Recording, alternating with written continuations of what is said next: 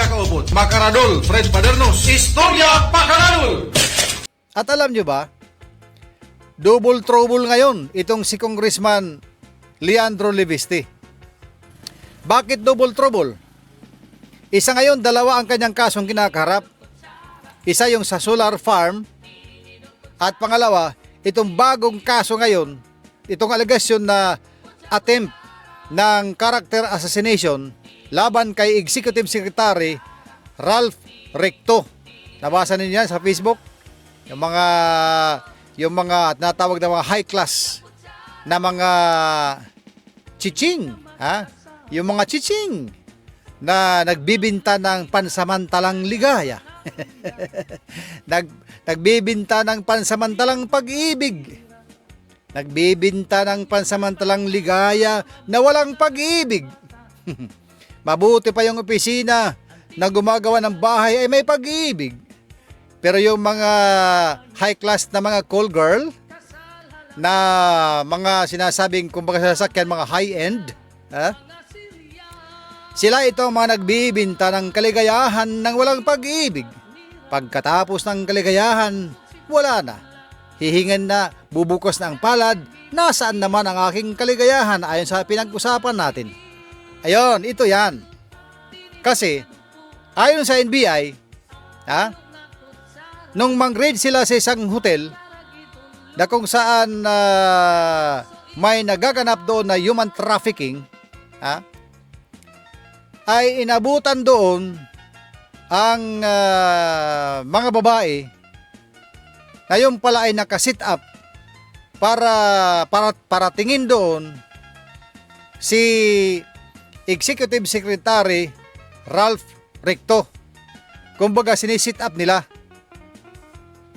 ha? Aakitin ang gwapong Executive Secretary Ralph Recto habang nakahanda na ang script ang mga magiging salaysay na mga babaeng kasama sa drama, at lalo-lalo na yung principal sponsor na talagang makikipagkiskisan kay Senator Ralph Recto kung talagang nangyari yon. Yun talaga ang kumbaga yun ang i-date, ha? Isasama sa kung saan sila magsasama. Yun ang sit up sa kanila. Kaso nabulabog. Ha? Nabulabog. Pumiyak yung isang babae na yun daw ang drama, ang sit up na nakalatag doon, parang trap ito kay Executive Secretary Ralph Recto. At lumabas sa paunang investigasyon ng NBI na isang dating Congressman Jing Paras ang nasa likod ng kadramahan na ito, na ayon pa sa NBI, base sa naging salaysay nung isang pumiyok na high class, high-end na chiching. Ano kayang itsura ng kwan? Ano kayang itsura ng high-end na chiching? Ito ba ay malaanghel ang mukha? Ito ba ay mala silot na lubi? Ha? Malayang coconut ang kinis ng kanyang skin? Wala ba itong mga barubalakubak? Ano kayang itsura nito? Ha? Ito ba ay hindi nangangagat? Ito ba ay kumakain ng pagkain ng tao? Ha? Ayan. Ito ay high-end daw.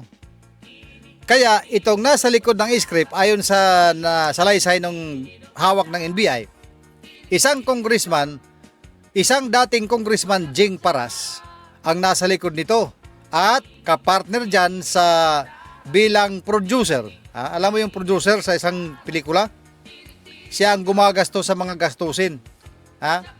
Kumbaga may mga teleserye, may mga ginagawang pelikula, ang tawag dyan na sa financer, producer.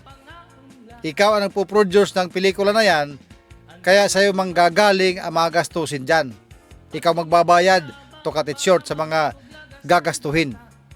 So in this case, na parang drama-rama na naudlot,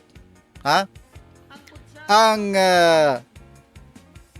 aligasyon, si Congressman Leandro Leviste ang pinanser